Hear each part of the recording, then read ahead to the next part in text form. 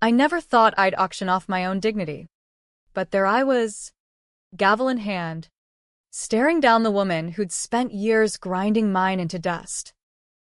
The room smelled of old money and fresh betrayal, cigar smoke curling like accusations, crystal glasses clinking like loaded guns. And in that split second before the bids flew, I whispered to myself, "This is for every scar you hid, Mother." It started with a dress. Not just any dress, a knockoff from some Brooklyn thrift shop I'd scrounged up because rent in this godforsaken city eats dreams for breakfast. I'd married into the Harrington Empire 6 months prior, thinking love could bridge the chasm between my Queens roots and their Upper East Side fortress.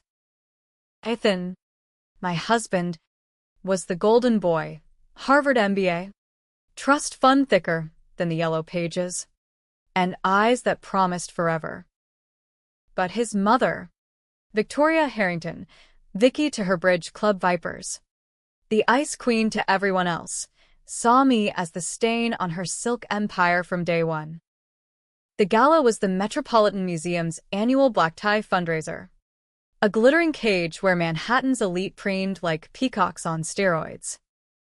Ethan had begged me to come, swearing it'd integrate me into the fold.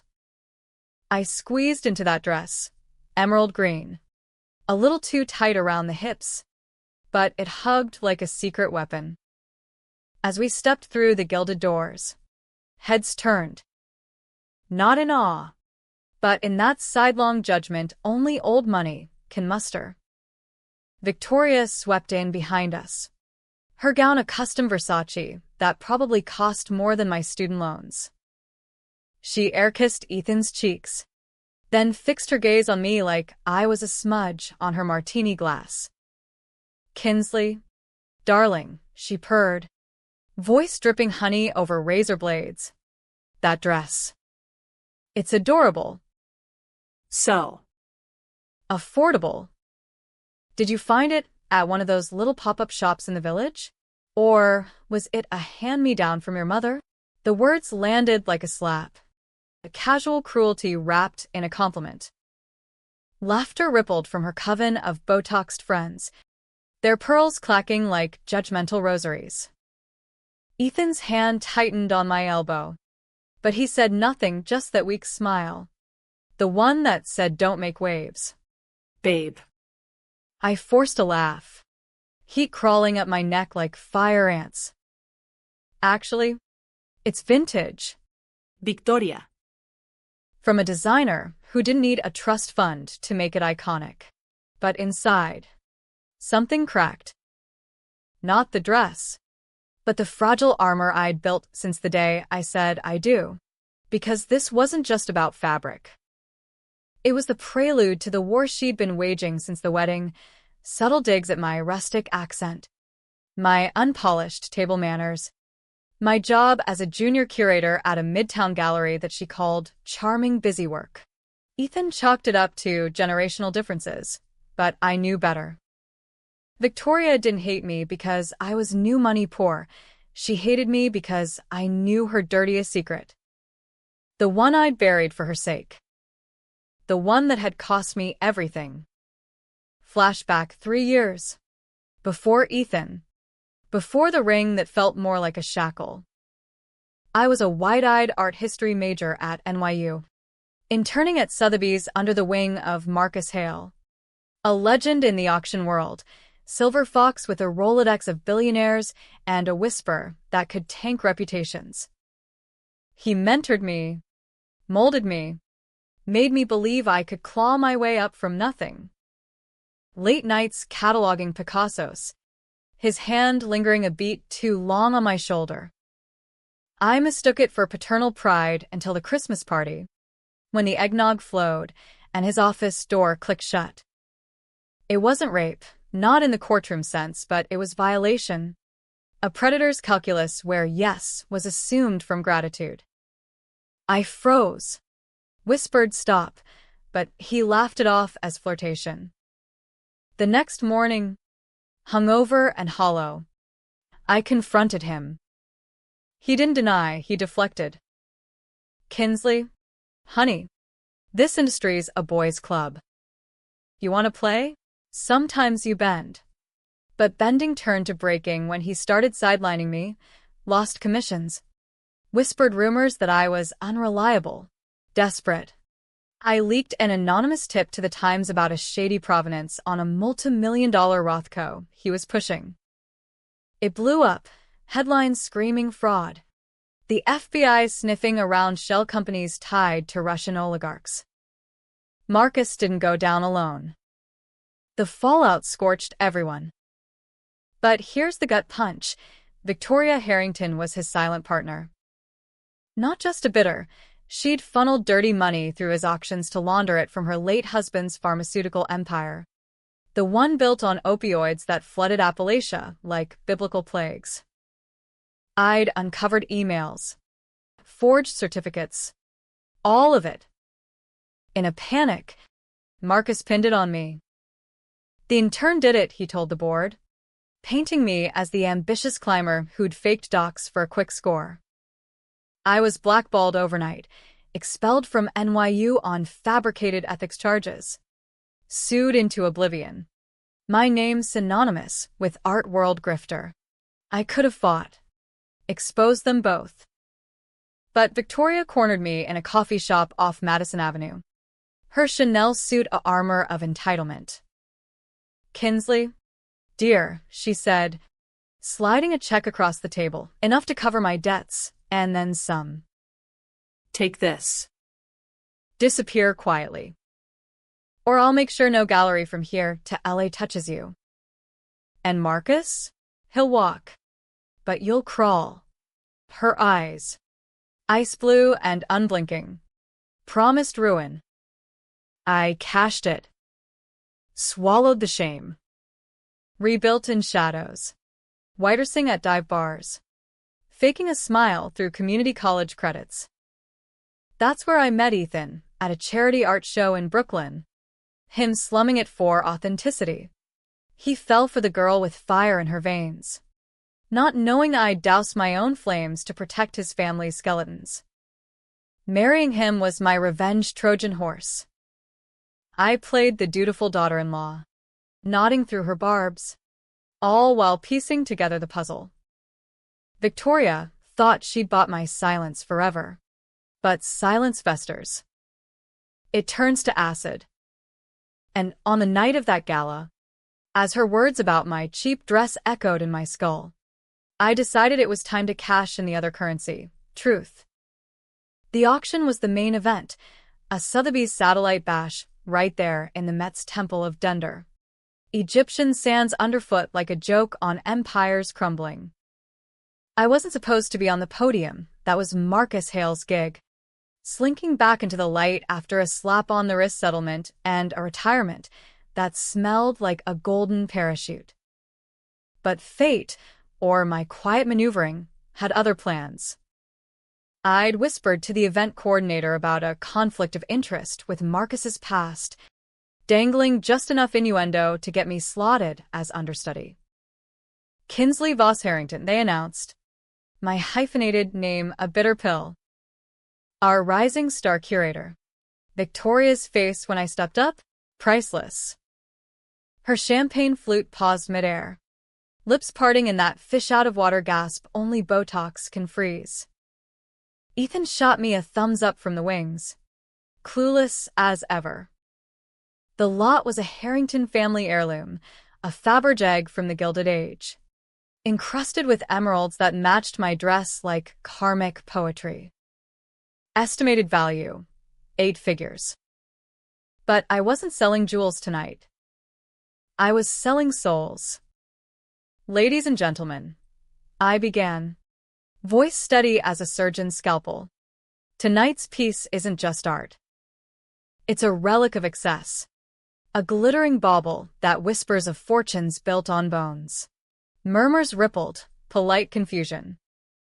I paced the podium, heels clicking like countdowns. This egg was acquired in 1912 by Elias Harrington, great-grandfather to our very own Victoria Harrington, seated front row. Head swiveled, she straightened, forcing a regal smile.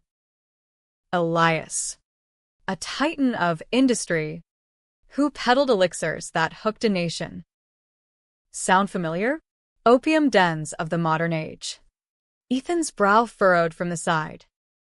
I pressed on, heart hammering. But provenance is everything in our world. And this egg? Its papers are as spotless as a senator's alibi. Or are they? I paused, letting the gavel tap once soft, ominous. Gasps now. Real ones. Victoria's knuckles whitened on her glass. You see, 3 years ago, a certain auction house, let's call it the House of Hale, pushed a Rothko with docs forged faster than a bad check. The fallout? And in turn took the fall. Me. The room detonated. Whispers exploded into a hive buzz. Marcus, lurking in the back, bolted for the exit like a rat from a sinking yacht. Ethan pushed through the crowd, face ashen. Kinsley, what the hell? But I held up a hand, channeling every ounce of the mentor who'd broken me. Victoria Harrington didn't just bid at those auctions. She bankrolled them. Shell companies, opioid slush funds funneled through masterpieces. And when the walls closed in, she bought my silence with a check and a threat. Tonight. That check bounces. I slammed the gavel, not to sell the egg, but to shatter the illusion. Bidding starts at the truth. Who here knew? Who profited? Paddles dropped like dominoes. A tech mogul in the third row raised his number 47, mouthing, "Expose it all." Victoria surged to her feet, voice slicing through. This is libel. Security. But the crowd turned. Phones out. Live streaming the Harrington implosion. Her coven scattered. Pearls forgotten. Ethan reached me then, grabbing my arm. Babe, stop. This is our family. Our? As if I'd ever been more than the pretty prop. Your family built this on lies. Ethan. I carried them for you. He recoiled, eyes dawning horror. And in that moment, I saw it. Not just betrayal, but the man who'd chosen blindness over backbone. Victoria lunged forward, heels stabbing the marble like daggers. You little tramp, she hissed, low enough for only us to hear. I made you. Without me, you're nothing. I leaned in, breath ghosting her ear. Wrong. Vicky. You broke me. Now watch me rebuild on your ruins. The egg sat forgotten on its pedestal, emeralds winking like witnesses. Bids poured in, not for the jewel, but for the scandal. 8 million. 10. 15. From anonymous lines tied to prosecutors I'd tipped off weeks ago.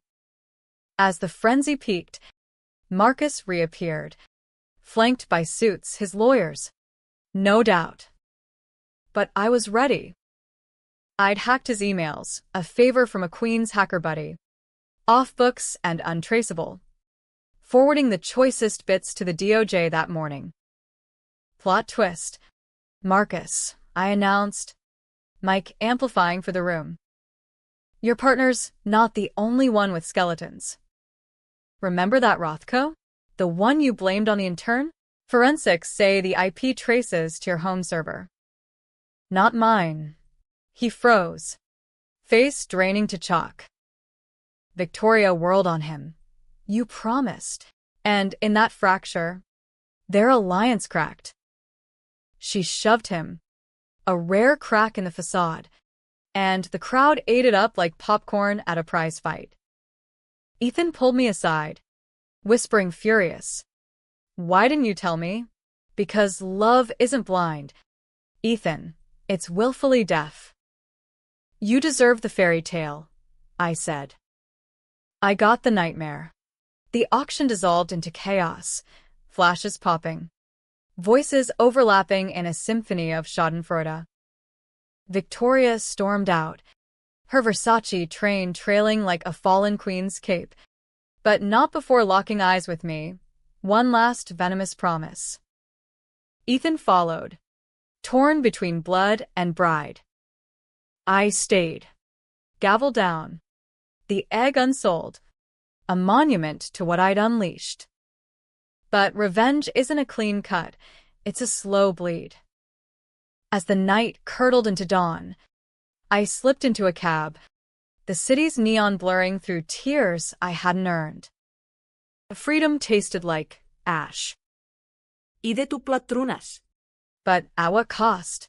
My marriage hung by a thread. My name now tabloid fodder, the auction avenger, or Harrington homewrecker, depending on the spin. And deep down, in the quiet where secrets hibernate, I wondered, had I become the monster? Or just the mirror? The fallout hit like a nor'easter off the Atlantic, savage, unrelenting, stripping everything bare. By morning, my phone was a war zone. Ethan's texts escalating from "we need to talk" to "how could you betray us?" Victoria's lawyer called next. A shark in pinstripes demanding a retraction, or a lawsuit that'd bury me deeper than Marcus's lies. The press? They feasted. Page 6 splashed Eris's harlot exposes empire, complete with pap shots of me fleeing the gala. Dress askew like a walk of shame. Social media lit up.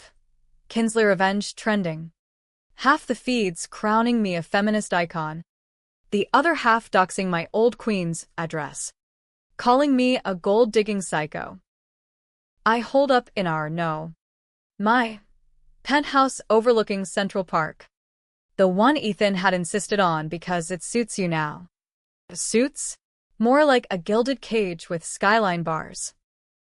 I paced the marble floors, nursing black coffee laced with bourbon, replaying the podium moment on loop. That high, the crowd's roar, Victoria's crumble, faded into a hollow echo. Revenge was supposed to catheart. Instead, it clawed at my guts. I'd exposed the rot. But in doing so, I'd painted myself as the villain. Who takes the fall for family sins, not saints. As sinners with grudges. Ethan showed up at dusk, key turning like a verdict. He looked wrecked, tie loose, eyes red-rimmed. The boyish charm eroded to something raw. Kinsley, he started, voice cracking like fine china.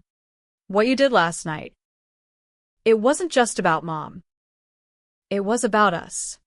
He collapsed onto the Eames chair, head in hands.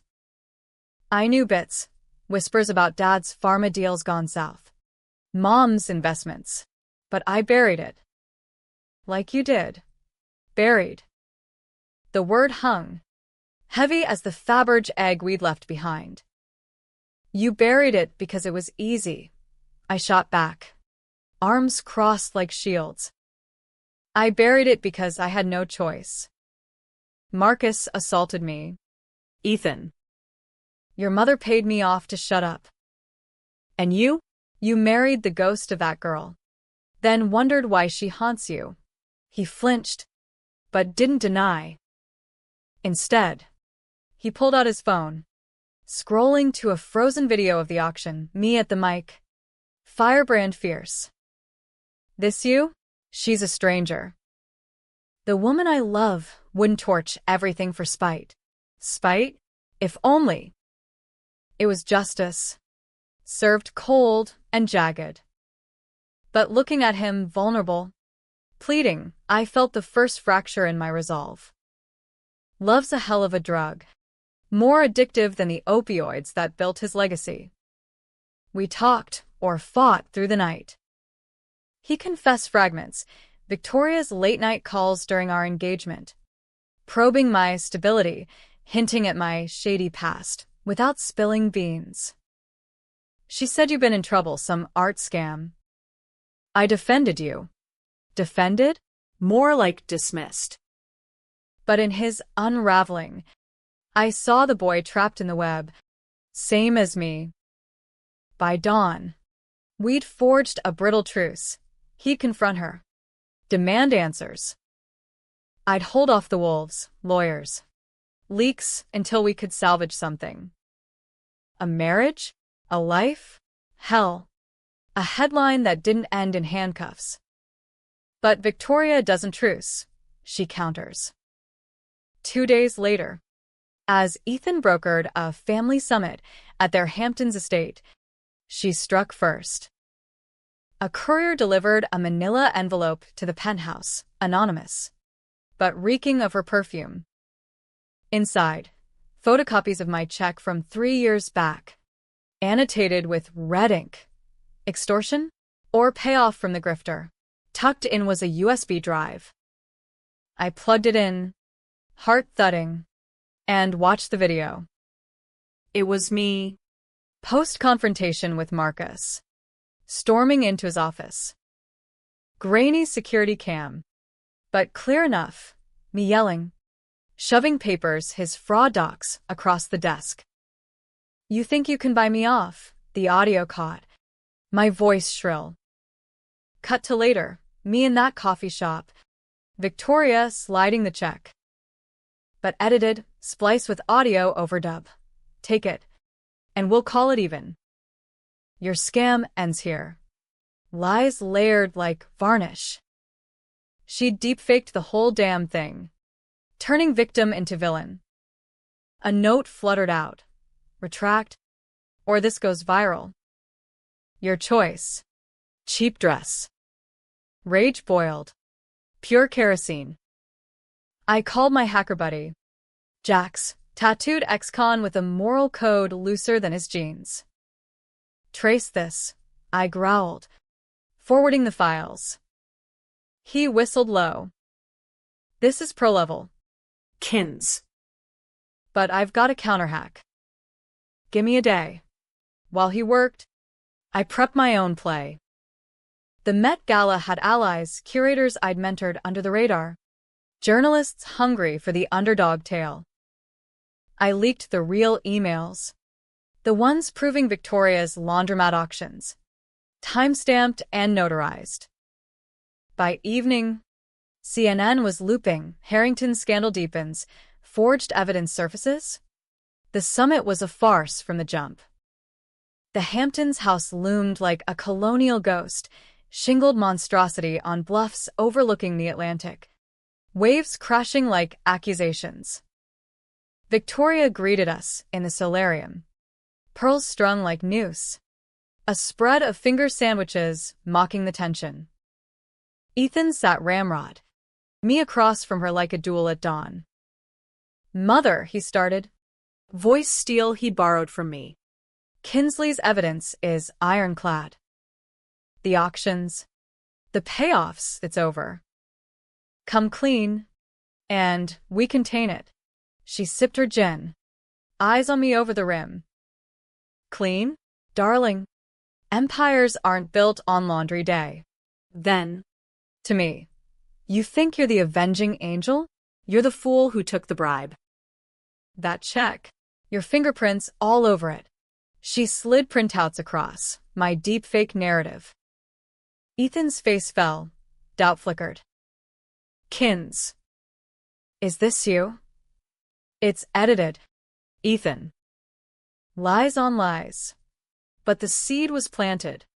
Her mousy scheme flipping the board. She leaned in, voice a velvet blade.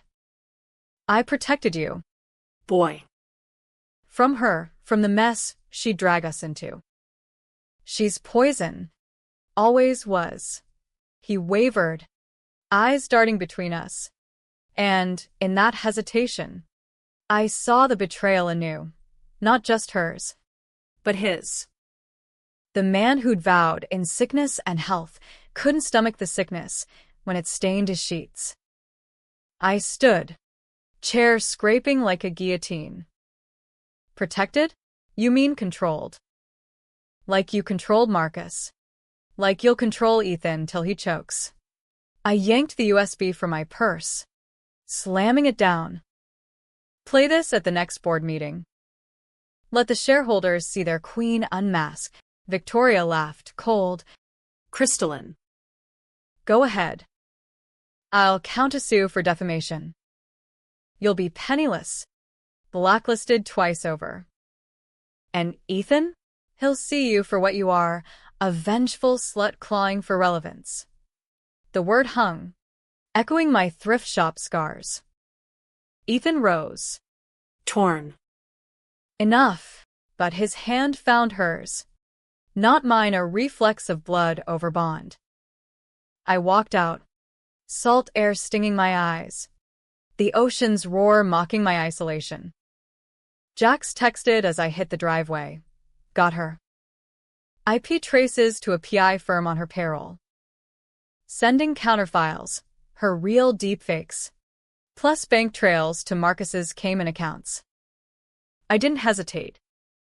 Uploaded everything to a whistleblower site. Anonymous drop with a timer.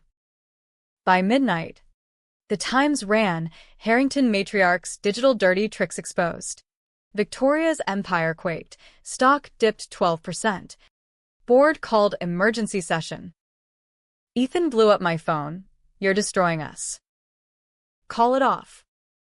Us. Always us. Never me. But calling it off, that'd be surrender. Instead, I doubled down. Next move, the real auction. Not Sotheby's Satellite, the main event at Christie's, where Victoria was set to donate a wing in her name. I'd finagled a spot as guest appraiser. My rising star status, now a double-edged sword. The lot? Her prized Warhol, silk-screened Mao. Ironic for a capitalist viper. Estimated $50 million. But I'd make it worth every penny in infamy. Christie's auction house on Rockefeller Plaza pulsed like a vein in the city's heart, vaulted ceilings echoing bids like heartbeats on life support. The night before the Harrington Legacy sale, I stood in the preview room alone, the Warhol staring down like a smug oracle. Its colors popped, acid yellows and reds bleeding into each other. Mao's grin a grotesque mirror to Victoria's. I'd spent the day prepping, hair sleek in a chignon, gown a sleek black sheath from a designer friend who'd owed me a favor. No thrift tonight. No cheap. This was armor, forged in fire. Jax's hack had bought me time, but not peace. Ethan had gone radio silent after a final voicemail. I love you. Kinsley. But this. It's war. Mom's fighting dirty now. Fighting dirty? She'd invented the playbook. Reporters swarmed the plaza by noon, barricades up like a crime scene. Inside, the elite gathered, hedge funders nursing scotch, socialites scrolling feeds for the next scandal. Victoria held court in the VIP lounge, Ethan at her elbow, his face a mask of resignation. When our eyes met across the crystal partitions, it was electric grief, fury, a love too stubborn to die. The hammer fell at 8 p.m. sharp. Lots flew, a Monet here, a Basquiat there, paddles rising like white flags in surrender. Then, Lot 42, the Warhol. A masterpiece of pop provocation, the auctioneer boomed, a Brit with a voice like velvet gravel. From the collection of Victoria Harrington, symbolizing bold reinvention. Chuckles rippled, subtext screaming from pharma felon to art patron. She beamed, Paddle poised. ready to gift it to the Guggenheim for tax write-offs and immortality. I sat third row, anonymous in the throng, my own paddle tucked away. As bids climbed, $20 million, $30, the air thickened. Whispers of the leaks, the deep fakes, her crumbling facade. At $42 million, a pause. The auctioneer scanned. Any further? Silence. Then my hand rose. Paddle 89. $45 million. Gasps. Heads whipped. Victoria's smile faltered. Ethan's jaw dropped. She countered, voice slicing. $50. But her eyes bored into me, recognition dawning like a death knell.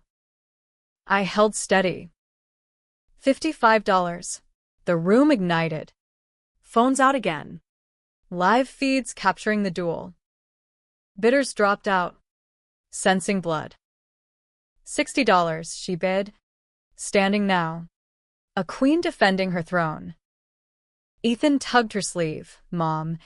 Stop, but she shrugged him off. Feral. I rose too. Voice calm over the mic. I'd bribed a tech to slip me. Not monetary. Victoria. Let's bid truths. The auctioneer faltered. But the crowd hushed, hooked. You paid me $250,000 to bury your crimes. But tonight, I bid the Harrington ledgers. Every opioid payout. Every auction wash. Proof flashed on the Jumbotrons' Jax's files. Projected via backdoor hack. Shares tanked in real time. Traders in the back row cursed. Dumping stock. $65, she spat. But it was desperation now. Her coven fleeing for exits. $70 from Paddle 89. And the full Marcus deposition, admitting you orchestrated the Rothko fraud to cover pharma debts. The screens rolled. Transcripts. Her signature on dummy core. Ethan bolted upright. Kinsley. But I pressed on. The room, a powder keg. She flipped then. Mousy schemes exhausted. You bitch, she snarled. Loud enough for mics to catch. I did it for the family. Elias started the pills. I just innovated. Euphemism for genocide by prescription. Bid stalled. The auctioneer called recess. But I wasn't done. Final bid. My silence. Redeemed. Or everything burns. I slammed my own gavel. Borrowed prop on a side table. A chaos. Security swarmed. Flashes blinded. Victoria lunged across seats. Nails raking air inches from my face. Ethan intercepted, shoving between us. Stop. Both of you. But in the melee, her pearls snapped, strung like accusations, scattering across the floor like fallen stars.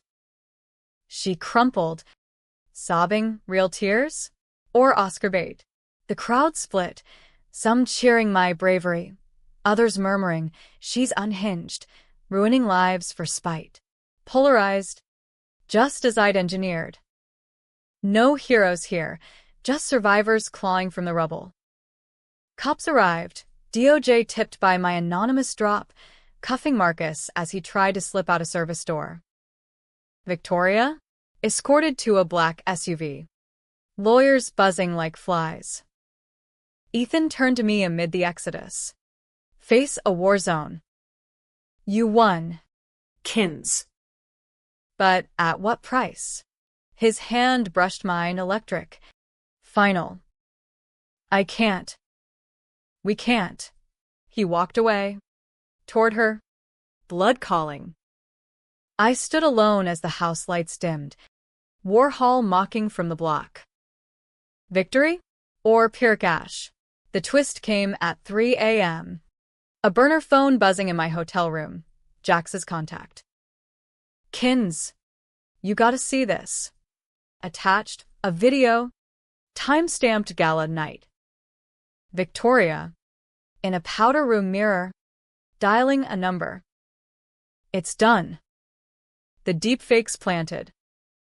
But the girl's smarter than we thought. If she pushes. Expose the husband. He knew about the assaults, covered for his mentor to get the job. Ethan. My Ethan, who'd interned under Marcus, too. silent witness to the rot. Betrayal's echo chamber, he'd known. Not all, but enough. The boy who'd defended me had buried his own complicity. I deleted the file, heart splintering. Dawn broke over the East River, gray and unforgiving. Reporters camped my lobby, offers poured in, book deals, TED Talks, a Netflix true crime pitch. But I walked out the back, hailing a cab to Queens. Mom's old brownstone waited, thrift shops humming with possibility. Revenge ended not in triumph, but ambiguity. Victoria faced indictments, 15 counts, plea bargained to house arrest in the Hamptons. Her empire carved up by feds. Marcus? Prison orange. Ironically. Ethan? Divorced me quietly. A settlement that bought my gallery in Brooklyn a fresh start. Or gilded gag. He visits sometimes. Coffee runs turning to confessions. I was scared, he says. Of losing it all. Scared. Like I wasn't? The debate rages online still. Kinsley verdict split down middle. Heroine who toppled titans? Or destroyer who orphaned a man? I curate now. Quiet exhibits on hidden histories, art that whispers what auctions scream. No thrones left to topple, just mirrors, reflecting the gray between right and wrong. And on gala nights, when champagne toasts echo, I raise a glass to the girl in the cheap dress. She didn't just survive. She shone. Was it worth it? Ask the reader. In America's endless arena, victory's just the intermission.